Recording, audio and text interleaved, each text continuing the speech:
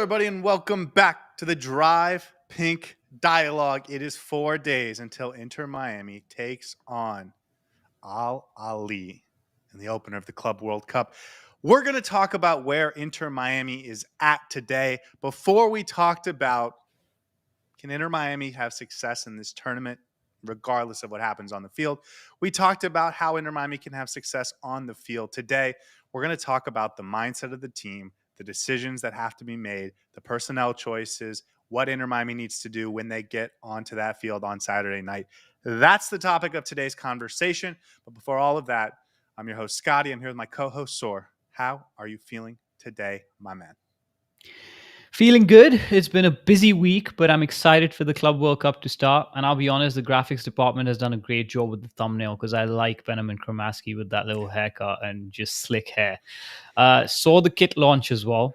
I don't know if you want to talk about that Yeah, and go if I'm ahead. prematurely jumping into our conversation, but I like it. It's cold. It's a very cold look. And I think I prefer it to the last year retro look, but we'll see. I would have gone for a Baltazar Rodriguez jersey, but honestly, he doesn't play for the club. So what's the point? But I have to think about what player I'm going to get on the jersey when I do get it. The whole thing about Baltasar Rodriguez is that he has got to put Baltasar on the back because if He you just doesn't. get a Baltasar Rodriguez, it just says Rodriguez, and it's that could be anyone. Yeah. I totally agree with you. I really like it. I think I've liked it since we first realized it was sort of a light blue with pink. I think it looks really good. I'm hoping they don't wear it until after the Club World Cup, but that's for purely selfish graphic reasons and the thumbnails we're going to put on this channel. I think it looks really good. I'm excited to see it on the guys. And like you, I'm excited to buy one, but I don't know who I'm going to get yet. I was hoping maybe they would bring in some stud in this last window, and I was going to have to get his jersey. That's not the case. Inter Miami goes in with the same roster that they've had since Will Yarbrough signed, and aside from him, since Baltasar came in. Every single player on Inter Miami senior team roster is registered for the Club World Cup, including the players that are injured. Now, that doesn't mean, and we'll get to some of the injuries later on in this episode, that they're all available for Saturday night. But if a guy is potentially going to be available for that third game or potentially a knockout round game, you might as well add him. I think every team was allowed to bring 35 players. Inter Miami doesn't even have 35 senior team players, so they were just going to bring everyone no matter what. And we found out the final roster doesn't have any new fun names. LAFC did sneak a signing in under, before the deadline, though. So kudos to them for that. Yeah, I saw the cap image, but I didn't see what player they signed. So clearly not important enough. As Well, for Inter Miami, I mean, it makes our life easier because we don't have to do a full research into who the new player is and how he fits into the team. And when we're picking teams, at least we have one less player to choose from.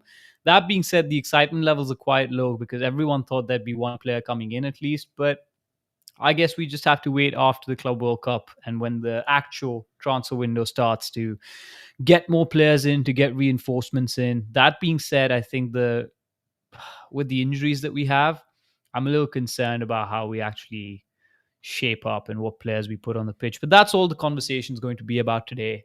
And we can get straight into it. But I know you have a couple of things you want to address before that. So just so you know, the guy that LAFC signed came from Club America. So it's as if the two played each other and said, the winner gets this guy for this tournament. I think he's only coming on loan for like 2 months. So it's really a player just for this tournament, yeah, which is really interesting that the team that had no time to prepare for this window is the only team that made anything of it. They send Cengiz Ünder back. He was only on loan till the summer. They sent him back a little bit early, and they brought this guy in instead. So they did a little maneuvering. Inter Miami does not. And I think that's all there is to say about it. I do have something to get off my chest. And Mistiano mentions it in the chat. How tasted the big Swiss cheese?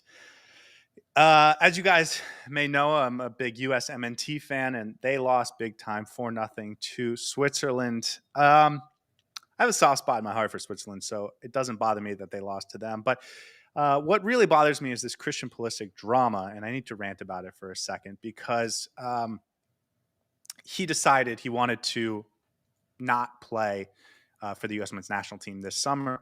There's a lot of drama made out of that because there's a home World Cup next season, and he is the best player on the team. I don't think there's much doubt about that. It was a big controversy. And not only did he skip, but I think he gave permission to a lot of other top players to skip not just these friendlies, but this summer Gold Cup as well.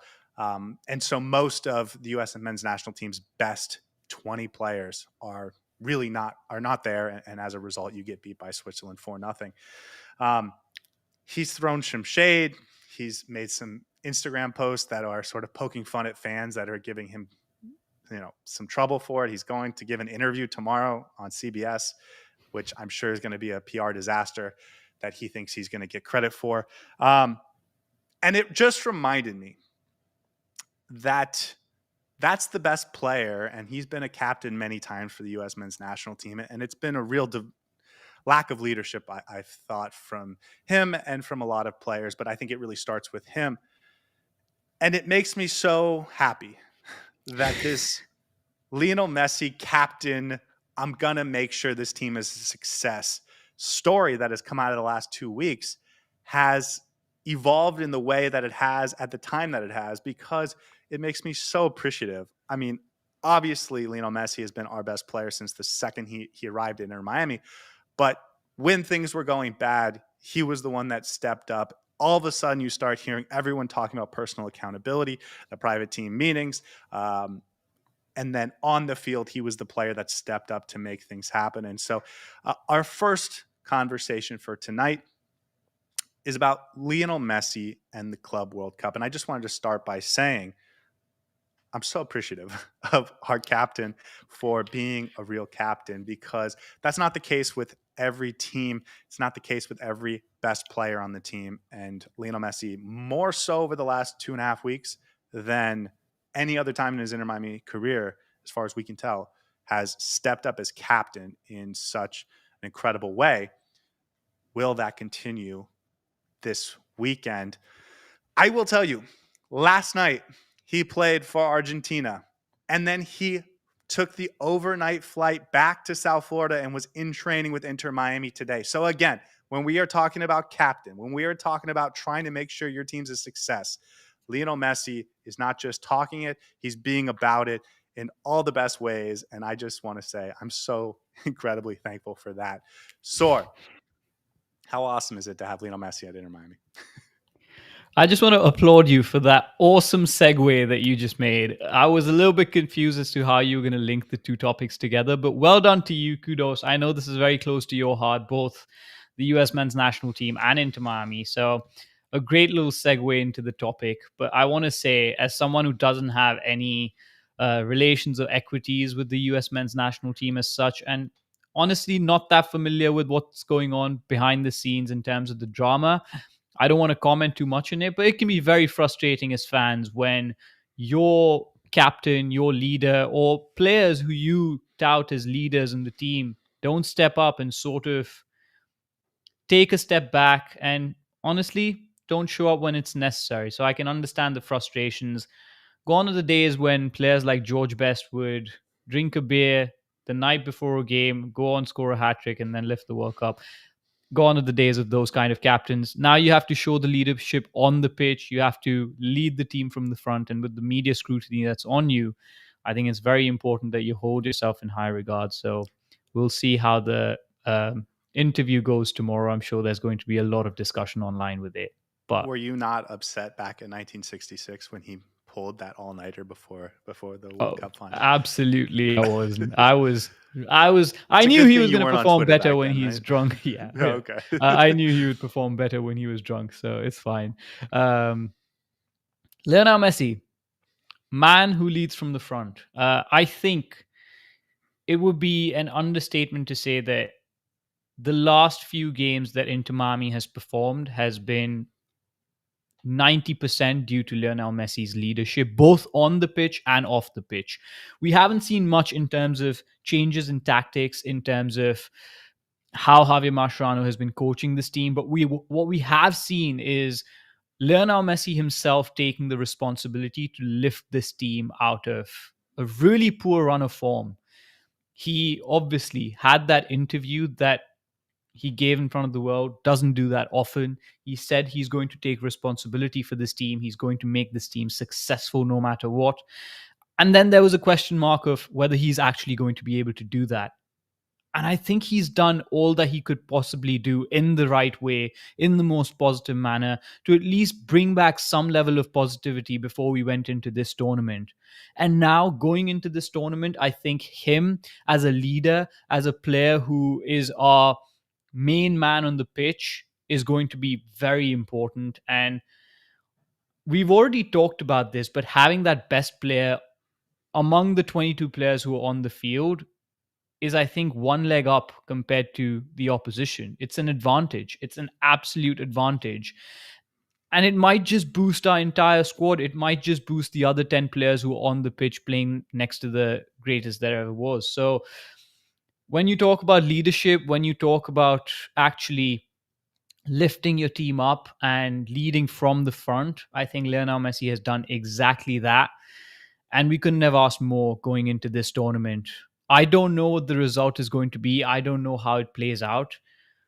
But if it has anything to do with Lionel Messi holding his hands up and being like, I'm going to take responsibility and I'm going to make sure we put on a respectable performance, I'm going to make sure that the world sees what Inter Miami is actually made of, I wouldn't doubt the man. I would go into battle with him if he says that's the case. And hopefully he lives up to his words.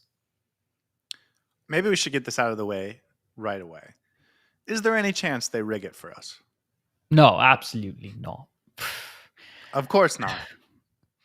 Of course not. Oh yeah. Don't you? We were literally just sitting with the organizers behind the scenes, and we were handing them money as to giving us the score predictions and everything. So when Scotty calls a 4-0 for Inter Miami against Al Ahly, and it happens, none of you come back to us and be like, "Oh wow, you called the result." No, we rigged all of this. All of this. While we're joking, of course. Is it fair to say that it's rigged in Inter Miami's favor because we have the best player in the bracket, in the group, by a substantial margin? And that's, now that we talked about him as captain, I want to get into this aspect of this tournament for Inter Miami where it feels like all these teams are super teams. Al Ahly, who we're recording a preview for after this, so we really know our stuff about them. They have really packed in as much talent onto their roster as they ever have in probably the club's history. They are so loaded with players for their standard, and yet Inter Miami has Lionel Messi.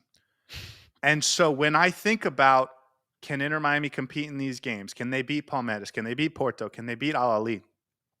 I think to myself, maybe not, except for the fact that Lionel Messi can just grab the ball, dribble past 4 guys, lean to his left, and put a shot around the goalkeeper into that top left corner like no one ever has.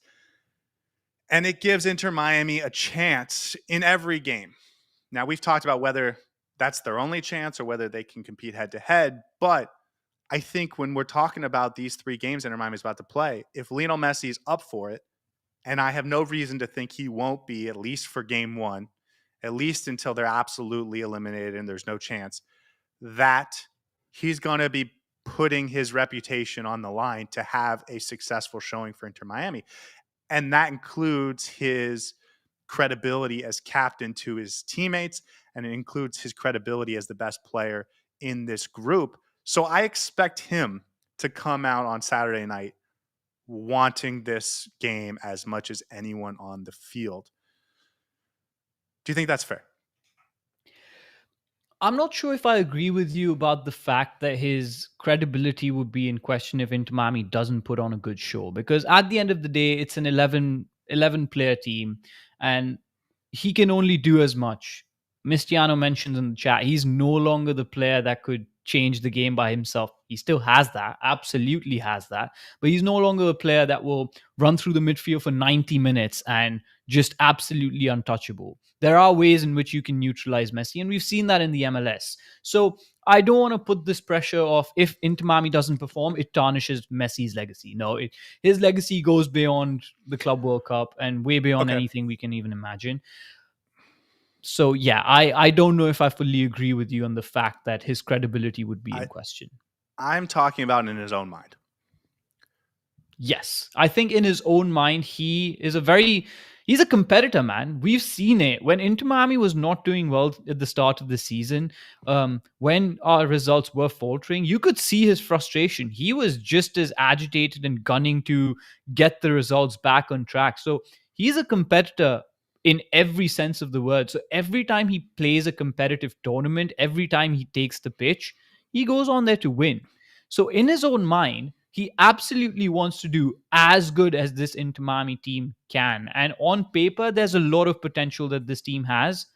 And I'm sure in his mind, he still knows that I, being the best player in the world, can change this game. And if I don't put my best foot forward, I'll be very disappointed and will let the fans down. So, absolutely, in his own mind, he does want to leave everything on the pitch and not regret anything after the tournament. This is not going to be a case where, oh, Inter Miami loses 3 games. Every game is like a 3-0 blowout. And he comes out and says, yeah, we went up against the best teams. He will be very disappointed if Inter Miami doesn't play well and if Inter Miami doesn't put on a good showing. Absolutely. Yeah, I think he thinks that this team can win all 3 of these games if he plays like he's capable of playing. And that's the Lionel Messi we've seen every game he's been healthy since he got here. And I think that's where we should start when we talk about the mindset of this team. Because we can talk about how they're not going to win the tournament. And if they get to it and they end up facing PSG or Real Madrid or whatever, even they might sort of doubt it when that moment comes. But I think heading into the tournament, I think right now, today, they look at Saturday as we have to go get these 3 points. We should go get these 3 points. And then we'll kick off and we'll go do the same thing against in the next game and the same thing in the next game. But right now, all we're focused on is getting 3 points against Al Ahly. We're not going there to luck out. We're not going there to sort of scrap a 0-0 draw or 1-1 draw. We're going there to be the best team and win. I think that's what the mindset of this team should be. And I think that starts with Lionel Messi and knowing Lionel Messi and especially seeing what we've seen him be over the last 2 weeks from a captain's perspective. I think that's where his mindset is. The fact that he came overnight to make sure he was training with the team today, that tells me he's taking this seriously. That tells me he wants to win. That tells me he wants to put a mark on this tournament. So I think the mindset is where it should be from the player's perspective. And I think that's going to permeate throughout the team. And it gives Inter Miami an excellent chance, I think. And it's a matter of respect as well, right? I think you've alluded to this already, but the fact that a Lionel Messi team doesn't perform well on the global stage would not sit well with him. Absolutely not. He would want to have a respectable showing. Yes, thinking about winning the tournament is a completely far reaching dream. Absolutely. And I think the attitude that they're going to go into with is we're going to take it game by game. We will respect the opposition, but we will not just lay down and be run over. We're going to put on a show and we're going to try and compete with the best and we're going to try and beat the best because we have more than enough capabilities in that pitch to try and get a result. At least that's what the mindset from him would be, right? We've talked about how he can completely change a game in one pass, in one run, in one feint, in one free kick. And he knows that this is football. Anything can happen. As long as you put your best foot forward, anything can happen. And he's going into that game, that first game against Al Ahly, wanting to win. There's also a certain element that I was thinking about that there has been disrepute thrown at Javi Mascherano for good reason. Question marks about his ability to coach this Inter Miami team. And by association, Messi has also faced some question marks, some doubt about whether this team that he's put together or he's helped put together, this coach that he's helped bring in, is capable of competing at the highest level. And the fact that we went through that barren run of not getting wins, of being questioned, not performing well on the pitch, I think he sees this tournament as an opportunity to be like, listen, guys, we're going to put all of that behind us and we are absolutely going to try and compete with the best teams ever. So I think there's that factor as well. And he wants to right the wrong. I don't think he wants the fans to be disappointed because in the fans' mind, every time we lose a game, it's the end of the world. So he's absolutely going to be thinking, I'm going to put on a good show and then we'll see how we win or not. Yeah, but he also like wants it. And I think he thinks it's totally there for them, in my opinion. And Hmm. again, it's exactly what I started off with. I think he thinks they can win these 3 games. And if he plays like he thinks he's capable of playing, and he wants to do that because he's a competitor. Okay, let's get to some of the health updates because I think the mindset of the team is in a good spot. They had sort of a 3 game build up to this where they went from really negative to not just feeling better about themselves, but the way that it all happened. You started to fix the offense, and then the defense got a little bit better, and you had some confidence against some good teams, and it was player led. Like all of those things, I think are sort of confidence builders for the players in the at training every day. Not at training, as far as we can tell. Drake Callender, Baltasar Rodriguez, not a surprise, but there were a number of injuries right before the international break. And we have a couple updates. Gonzalo Lujan and Yannick Bright not training with the team. And so it feels like those two are not going to be available for Saturday. Jordi Alba was training, doing individual drills, which means he's probably questionable, but closer to sort of getting back to the team than Lujan or Yannick Bright. David Ruiz, by the way, came back and was healthy right before that last game. Wasn't able to play in that game, but he should be fine. So that is one reinforcement back from injury. Huge to lose Yannick Bright. And we'll get to Jordi Alba in a second. And I don't want to sound mean, but I'm going to say something that may sound mean. But it almost feels like the Inter Miami gods looked down at us and were like, okay, Luhan's injured. It puts an ease on the minds of Inter Miami fans who dislike Luhan in the defensive position, who dislike Luhan being a starter for the team. Well and good. And then he takes away the one prized asset that we all wanted to start every single game in this tournament, Yannick Bright. So he gave with one hand and he took with the other. Massive loss, man. Puts my mind at a lot of anxiety about how we're going to perform in that midfield. Because without Yannick Bright, the physicality of the midfield is just not there. The ability, the stability of the defense is just not there. We concede goals left, right, and center. We get broken in the middle very easily. We get run over in transition. And I can go on. The list is endless. We need him to be fit for all 3 games, especially with the teams that we're going to go up against. We've done some research into Al Ahly, and I would bet you an arm that you and I both will pick Yannick Bright to start that game in our predicted 11 or in our wanting 11. So, very big loss for Inter Miami. Honestly, if you ask me, I don't think he'll be fit enough to start before the Porto game or the Palmeiras game. Palmeiras is the last team that we're playing, right? Yeah. So I don't know if he plays the first 2 games and then maybe plays the Porto game, but we'll see. Sorry, Palmeiras game, but we'll see. Very big loss. Very big loss. It changes everything for Inter Miami, I think. Absolutely. And we're going to have to get experimental in terms of trying to recover from it. I think treating Federico Redondo in this tournament at this level like a 1-for-1 swap is a mistake. I think it totally is fine and it works in the MLS. I think when we're talking about and looking at some of the midfields that these guys are going to be going up against over the next 3 games, it's not going to be okay in the same way. And so replacing him, I think, is huge. And aside from the 4 big names, obviously Messi, Suarez, Busquets, and Alba, Yannick Bright, I think, is clearly the most fundamental piece to this roster, especially when we're talking about taking our team and playing up a level to try and compete in this tournament. Gonzalo Lujan, on the other hand, he's not ready for this level. And I hope he's healthy, but I hope he needs to not play in this level. We're going to talk about how to make the most out of our defense, but he shouldn't be playing in this tournament anyways. So I don't think it's a huge loss, and I hope he's back healthy as soon as possible. But from a competitive perspective, he shouldn't be in the starting lineup or really even an option off the bench in this tournament unless you get sort of a serious rash of injuries.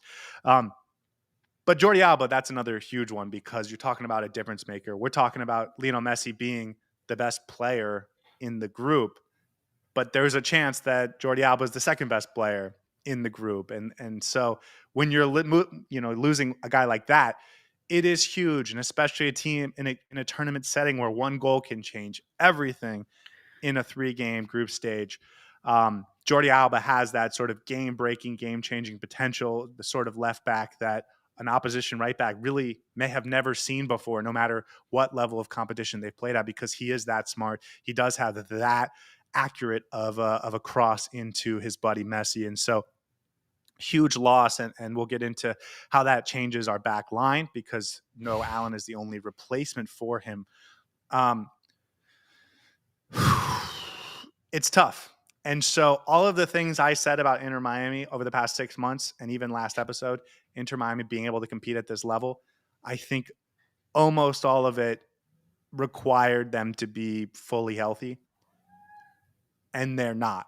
And it's a shame because they've been so healthy this year until really the last couple of weeks. And it felt good going in, and we never would have thought we needed another defensive midfielder or another left back. And then all of a sudden the tournament gets here and you're sort of down a couple guys. It's really tough. How big of a loss is Jordi Alba? Massive. Hold on. Let's assume he's going to play in this tournament, but he might not start game 1. That seems fair. And we've talked about how game 1 is the marker. It's the signpost. You have to set out the. You have to do everything you can to win that first game, because once you do that, you're just going to absolutely have the confidence to go into the next game, and then you can at least build on something. So you have to set the standard high. And when you don't have your starting left back, you don't have one of the top 3 players in your team starting for you in that game, it's really tough. Really, really tough. Massive loss. I think tournaments are won or lost by moments. And Jordi Alba is a player who can conjure up moments within a snap. It would have been really good to see him against Al Ahly. We may still see him against Al Ahly. Who knows? Because obviously he brings something else completely on that side of the pitch. His combinations with Messi are lethal. We've already talked about all of that. But I think for me, the most important thing is what that does to the back line.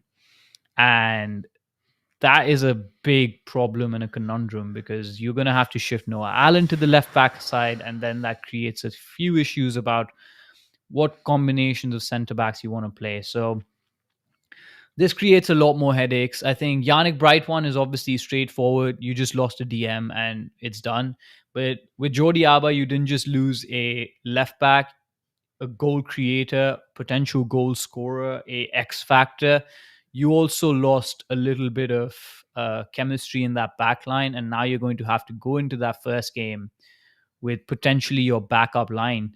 And this is a tournament that we're already the underdogs in. We're already going up against some very big teams. And honestly, we needed the perfect cocktail to be able to get a result against any of them, with everything working in our favor, from the starting lineup, from the decisions going our way. Now it makes it all the more hard. So we'll see how it plays out. But I'm gutted that Jordi Alba at least won't be starting that first game. Hopefully he's fit in time, but we'll see. Okay, I do want to say something because I looked it up today. Inter Miami is the betting favorite in this first game against Al Ahly. So this, I again, and I've been trying to push back on this so much over the last 6 months, but this idea that everything has to go right for Inter Miami to get a result, I think is wrong. But once things start going wrong, you could see them spiraling out of control. And Yannick Bright not being available and Jordi Alba not being Can I available rephrase are that? 2 things. Yeah, go ahead. Um, Everything needs to go right in order for us as fans to feel comfortable that Inter Miami is going to win the game. Yeah. Okay. Not having Yannick Bright puts me in a lot of discomfort while I'm watching the game. Doesn't mean Inter Miami can't win. I completely agree with you. I would say that, yes, Inter Miami is more than capable of winning, even when the odds are stacked against them. But I think for us to be comfortable as fans and going into this game thinking, okay, we've got this, that's what I was getting at. And that for me is, I think, the biggest issue here more than anything else. If you'll let me get distract us for a second, side issue. How fun is it to go into a game really not thinking or having sort of the expectation that we should win? Because that's what every MLS game feels like. We should go in there and win. And this feels like it would be awesome if we did. It's sort of much more of an anticipatory and exciting environment. I'm really excited for it. But that discretion not included. There is one topic I want to get into before we sort of talk about who should be the defensive line, who should be in the midfield, how should Inter Miami approach this. And that's the potential versus consistency question. And I have a strong opinion on this. We are, I think, experts on Al Ali by this point, or as good of experts as we're going to get before the game happens on Saturday. And Inter Miami is not good enough, as you just rightly said, to sort of walk in and win and just play an average game and win. They have to play well. They have to play to a certain standard in order for them to feel good about winning that game. And I don't think all of the players on Inter Miami that get regular minutes are able to do that. And so I think there's something to be said in this tournament, especially in the first game, that you have to play your highest potential players, even if they're not as consistent as you may like, and hope they don't make the mistake that costs you and instead make the play that helps you win, as opposed to trying to eliminate some of the downside, but giving up the upside in exchange. We're going to talk about Ian Frey and Chelo Wiegand. We're going to talk about Federico Redondo and Benjamin Kremaski, Toto Aviles and Maxi Falcao, and these types of conversations about who should start. Because I do think that Inter Miami has to play well by their own standard if they're going to do something in this tournament. And if they're going to make mistakes in pursuit of trying to win games, I can live with that. And that's what ends up costing them. I can live with that. But if they go out sort of timid and they play players that don't have the same upside, even if they are a little bit more consistent or a little less likely to get a yellow card or something to that nature, that would be very disappointing if it ends up costing them their tournament because they don't actually really go for it in a way that I do think they have the potential to do. They have to go for it with the guys that give them the best, highest upside and the best chance to win, I think. Yeah, and I think this is a slightly different conversation than what we were saying earlier, that Inter Miami has to have everything go in their favor. I think obviously you want to put the best players on the pitch, but this is slightly different than that because it's more about, yes, we can go in with the players that are consistently performing in the MLS. And when I say performing, doing a decent job, but that leaves you to the eventuality that you may just go out with a whimper. Like, you will have an average performance against a very good Al Ahly or a Porto side, and it may not be a disaster, but then you're left thinking, why didn't we actually go for it? Yeah. It's 3 games. You said it. You have to go all out. I'd rather Inter Miami put on the lineup that gives you the highest upside, the lineup that has the X factor to win you the games, the lineup that shows something spicy, something fun, something that we all love to watch on the pitch, than have a lineup that's average and just goes away without a whisper of an effort. And that's not to say that we're going to put on a lineup that's going to just roll over and get destroyed. No, we could very well play Chelo Wiegand at right back. We could very well put Redondo in the middle. We could very well have a lineup that does well against Al Ahly. But if you don't put the players that have that X factor, if you don't put the players that are going to get you those awesome moments, you're going to end up regretting why didn't you actually play to your full potential. And I'd rather be fun, exciting, and have an opportunity to actually beat the team than just be average and roll over and then keep wondering why didn't we do this when we could have. Okay, if you're curious or confused on exactly what we're talking about, let's get to our first example because I think this will be illustrative. I don't think Maxi Falcone can play against Al Ahly as a starter. Their striker, Wasim Abu Ali. Wasim Abu Ali. I really thought I was going to get it down by tonight. Wasim Abu Ali. He is tall, physical, strong, very good in the box. He can take a one touch to set himself up for a shot. With the best of them, he's good in the air. He's good on set pieces. This is a really, really good, well-rounded striker. And I appreciate that Maxi Falcone is a veteran and has real experience at really high levels. I don't know if he's physically capable of matching up with this guy in the same way that Toto Aviles is. And I think that makes Toto Aviles a must start in this game. I'm not saying Toto Aviles is necessarily a better center back in this moment. I'm not saying he's not going to fold under the pressure. I'm not saying he's not going to get a yellow card in a bad situation or give away a bad foul, because he could do all of those things. But ultimately, he's the higher upside player. When you're talking about this matchup, he's the guy that's more likely to shut down Wessam Abu Ali, this really talented striker for Ali. And so I would rather go with the player that has a chance to shut him down than go with a player that's probably going to get beat 3 times and you hope that none of them turn out for goals. Even if it adds a little bit of risk from Toto Aviles that he's going to get a yellow card or he's going to put you in a bad situation with a foul, because I think the upside is worth it, because the upside can win you the game. The upside can win you the game. And the lower ceiling of a Maxi Falcone could cost you the game even if he plays well. Sorry, I just want to say something that's mentioned in the chat. Thank you, Mistiano, for saying risk averse. That was the word I was struggling to find. I'd rather take the risk and actually dream of getting that close to the win than be risk averse the entire time and be left wondering why didn't we actually go for it. That's what I was trying to get at. Perfect example, great way to start this. We're not talking about the fact that Maxi Falcone is better than Toto Aviles, or Toto Aviles is better than Maxi Falcone. That's not what this conversation is about. This is about matchups. Which player gives us the best chance to stop Wasim Abu Ali?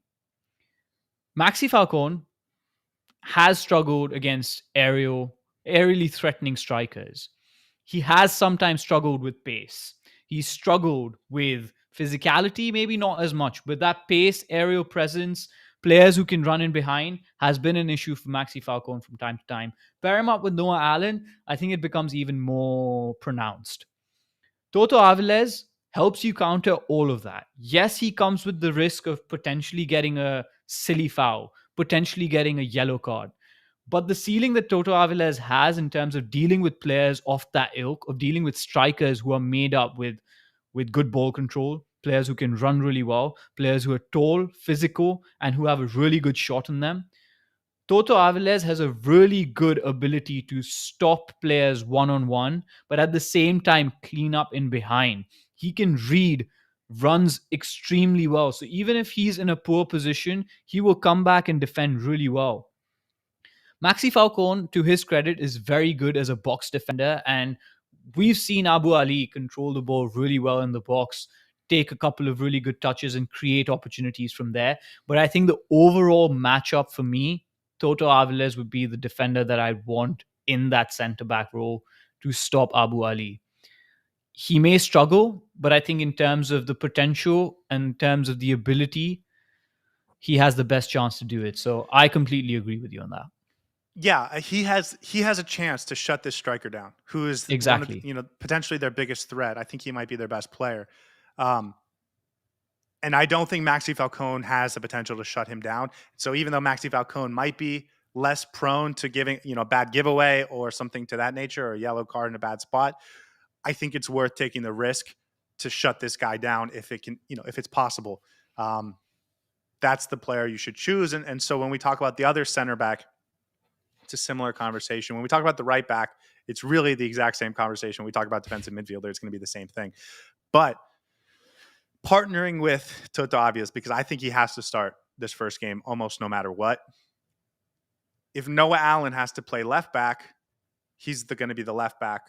I'm sorry, if Jordi Alba's not available, it's going to be Noah Allen at left back. Then I think you partner him with David Martinez for a similar reason. He is bigger.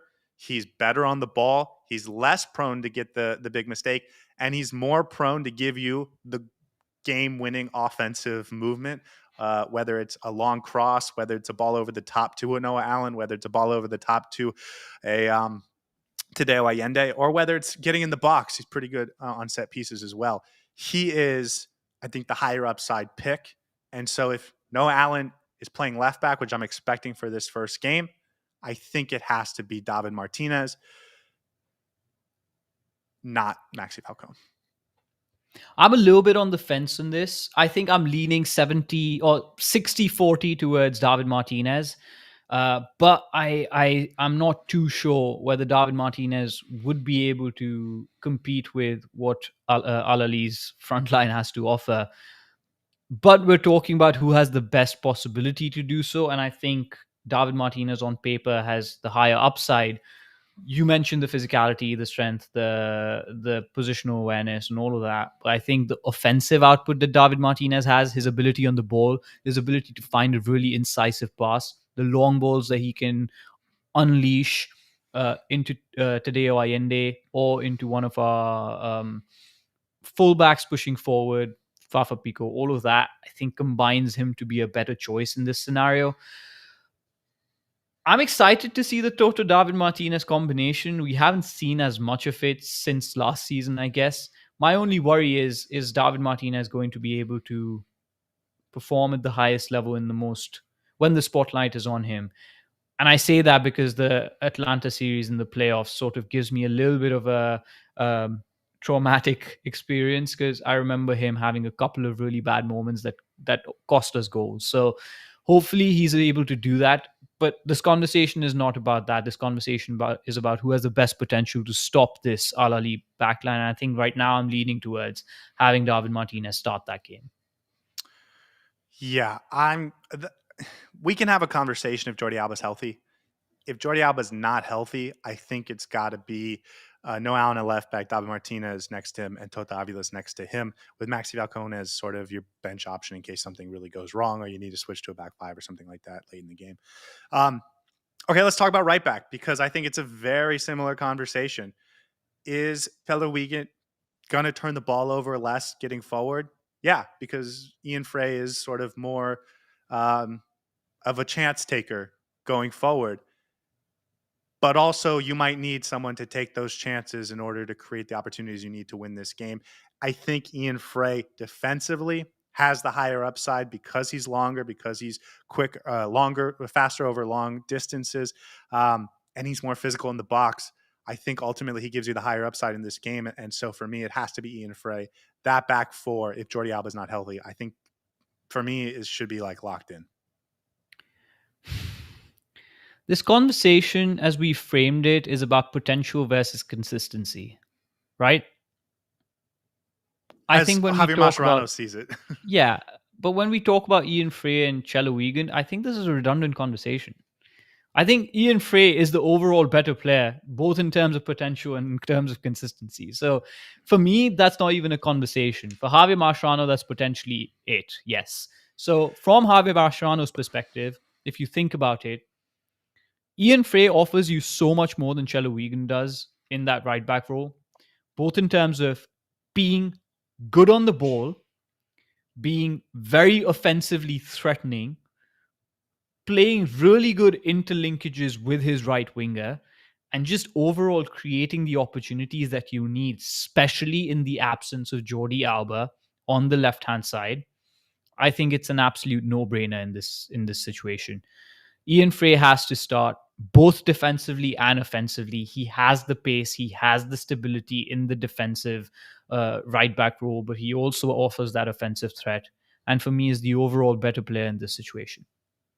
I think when Javier Mascherano got to his breaking point, and he knew he needed more offense, we started seeing Ian Frey more. So I think he knows Ian Frey's a much better offensive player. I think he thinks Chelo Wiegand maybe gives him more consistency. It's really the only explanation I can sort of justify. But if that's the case, then this is exactly the type of conversation we should be having, because Chelo Wiegand might be good enough to allow you to win games in the MLS. He's going to have to go up against legitimate European wingers that have played in the Premier League, for example, played in high leagues in Europe, in the Europa League, Champions League, stuff like that, and are now at Al Ahly. Like, this is a huge responsibility, and I'm not sure that Chelo Wiegand is up to that level, even at his absolute best. And I think Ian Frey at his absolute best could be. And I think that's why it's got to be Ian Frey. Okay, that one I think was easy because our opinions on the matter are quite well established at this point. But I think an interesting conversation is Federico Redondo. And I think there's no way the club is going to do what I am about to say. But I think the biggest key for Inter Miami in this tournament is winning the ball in the middle of the field, because that's going to allow you to quickly transition to Messi, who's already going to be in positions to attack. If you win the ball in your own box, that's not where Messi and Suarez are going to thrive and create offense from. But if you can win the ball in the midfield, Messi and Suarez are so good at just being in the right spot when that happens to receive the ball and immediately get the play going forward and create offense. We saw it against Columbus. That's when they're at their absolute best. And the other thing we saw against Columbus is that Benjamin Kramaski was far better, at least on that night, at winning you possession in those parts of the pitch than Federico Redondo has ever been. The conversation has always been Yannick Bright versus Federico Redondo. And I think Federico Redondo is fine for the MLS. Yannick Bright is a much better player, and I think that's been established over time. But I think the key in this situation for Inter Miami is something that Benjamin Kramaski does better than Federico Redondo. And so even though Kramaski might be a little bit more error prone, he might have a little bit worse of a first touch. Like, there are things you can say about him that would point towards Federico Redondo being the guy. I think in the one thing you really need, Kramaski is a better player than Redondo. And so I think I would go with Kramaski in the midfield over Federico Redondo based on that one thing, because I think that thing could be everything. Are we assuming that Javi Marchano is going to play a 3-man midfield? No, I think he's going to play the 4-4-2 that he's been playing, or a 4-2-3-1, but just depends on sort of how deep Velasco Segovia plays. For those of us who are joining us recently and have just started watching us, at the Driving Dialogue, we love to talk about the midfield battle. I think both Scotty and I love the midfield battle. This game against Al Ahly is going to be a quintessential midfield battle. And if you have Redondo, if it's not, I think Inter Miami's in trouble. Let's put it that way. Exactly. Yeah. If it's not, it means something's going terribly wrong for Inter Miami. And playing Sergio Busquets and Federico Redondo against this Al Ahly midfield, who we can talk about in more detail, is basically playing with two arms tied behind your back. Because it's going to be physical, it's going to be slick, it's going to be athletic, it's going to be technical. It's got all the ingredients to be a very, very spicy midfield battle. This sounds so fun. I know.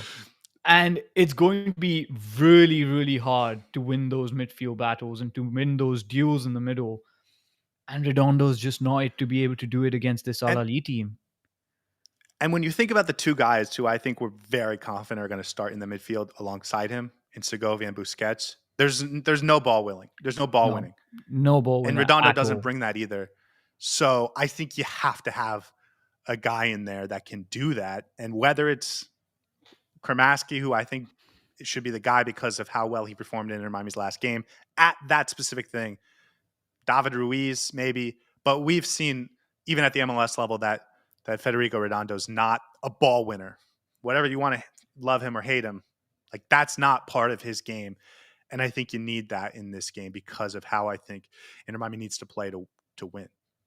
And it's not just about stopping transitions, because a lot of the times when we talk about Yannick Bright versus Redondo, it's about how good are they on defensive transitions? Are we going to get cut through the middle? It's a little bit more than that as well, because this Al Ahly team loves to play centrally with very slick passes. They're very vertical. And I think there are not just players in the midfield, but also in the back line who can find a really good incisive pass that just opens up the entire field in front of you. And in that case, you have to really have your positioning on point, be close to the players who are on the ball, and just have the ability to nick a ball from the feet of the opposition player. And Benjamin Kramaski did that wonderfully in the last game that we played, when for the first time this season he was played in the central midfield role. And I think at this point in time, with who we have available, he's the only ball winner, athletic, presser, if you want to, whatever you want to call it, He's the only one who can do that role really well, and he has to be starting. He has to be starting. I think those are the only questions about the roster because I obviously Messi and Suarez have to start for the same, Suarez for the same reasons. He gives you the highest upside. Whatever you think of his form, he's the guy that's going to potentially give you 2-3 goals in this game. So he has to play 90. Messi, obviously, I think Telasco Segovia, because you need some quality in the midfield, he's going to start there. We've seen him sort of line up more in a midfield role and been much better lately. I think you need Tadeo Allende and his pace over the top to open up things between that midfield and the back line, which, where Messi loves to operate. And it's going to be Ustadi in goal. So I think that has to be the 11. And I think you can bring Fafa off the bench. I think you can bring Redondo off the bench in certain situations. I think you can bring Cello Wiegand if you want to become more defensive and make it a back five.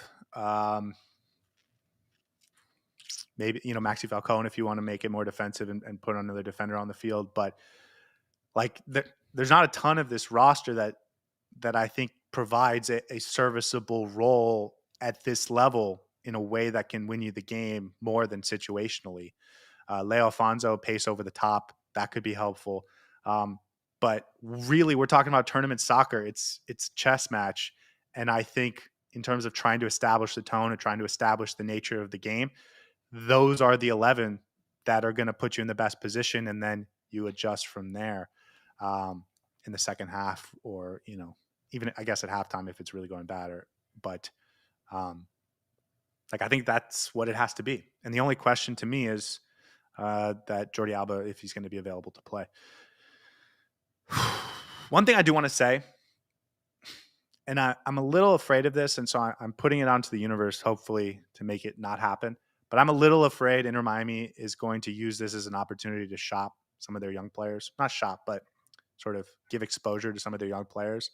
And I could see them saying, let's give Redondo minutes because he might look good against Palmeiras and earn himself a move moving forward. And if Inter Miami does give up sort of on this tournament, I could see that end up happening.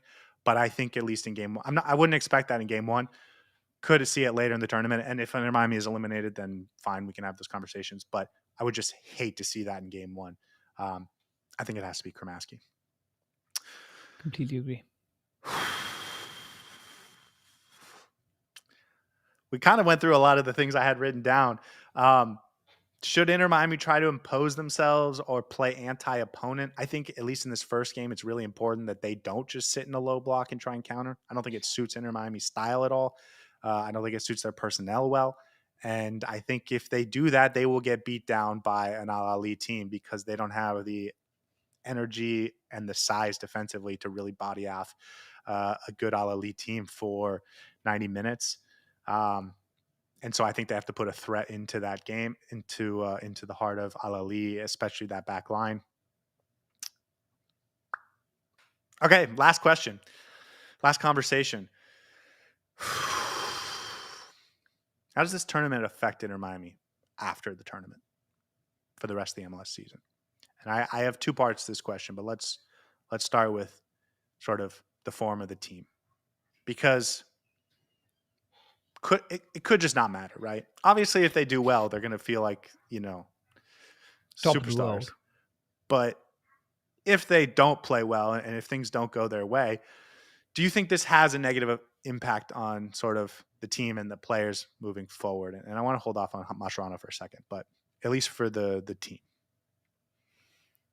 I think there may be a way that the team can rationalize, oh, we didn't do that well because we went up against some of the best teams in the world. But on a personal level, I think that's really going to affect their confidence if they end up being blown out or have a couple of really poor performances where they're not able to play up to their mark or show the world what they're capable of. Because this team is lacking a little bit of confidence, at least since last season. We gained a little bit of that back with the last few results that we had. But if you have 3 bad results, if you're unable to at least show an account of yourself in this tournament, that could lead us back to fragile confidence, question marks about the coaching, players not trusting the coach to do what's right. So it could definitely going back into the MLS have a little bit of a a knock-on effect on how we approach games in the MLS. And I think for me, it has to do a lot with the player confidence. And if we don't play well, a 7-0 blowout against a team like Palmeiras would really affect the confidence of a lot of the players. And that's not good for our MLS season, absolutely. Upcode says in the chat, and maybe he put it absolutely perfectly, it only matters in extreme scenarios if Inter Miami plays really poorly or really well. I agree with you. And Yeah, listen, if they do play really well, we are more than happy to talk about that when it happens. But I think even if they play poorly, I almost think that Atlanta game, which would be the first game back in MLS play, becomes huge. Because if you don't win it, it's all of a sudden those games matter. exactly. And if you do win it, it almost resolves you of anything. And that was just a different level of competition. Um, and so I'm thinking maybe that Atlanta game becomes super important from a player's perspective. But for Javier Mascherano, I think it's different Oh, yeah. because I think Inter Miami can compete. Maybe we'll be proven wrong, but regardless of how the players play, he can coach scared. He can coach aggressively. He can coach trying to prove everything that's possible out of this team. Whether they win 7-0 or lose 7-0, a lot can be told about the coach's performance, both positively and negatively. And so for him, I actually think this matters because from a coaching perspective, there's no talent difference. It's all what you were able to do in between the ears and have the confidence to do and the heart to do moving forward. So for me, I actually think this could be a big deal for Javier Mascherano in a way. I don't think it is for the players at all, or it could not be for the players at all.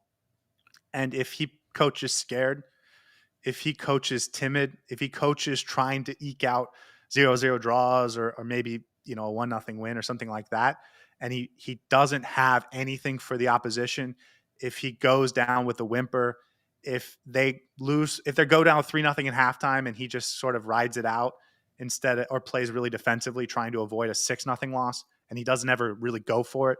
Like I think there's a lot of things that we can learn or we can judge Javier Mascherano on almost regardless of if The there's a result. talent discrepancy or not.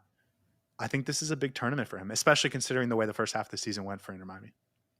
And I think it's more the approach than anything else. How he approaches this Yeah. tournament is going to determine how we feel about Javier Mascherano as a coach. Because I can completely see a scenario where Inter Miami just plays out a 1-0 draw against Al Ali and doesn't even try to go for it. They're happy to just sit back, absorb as much pressure, have 20 shots on their goal, and that's how Javier Mascherano coaches the side.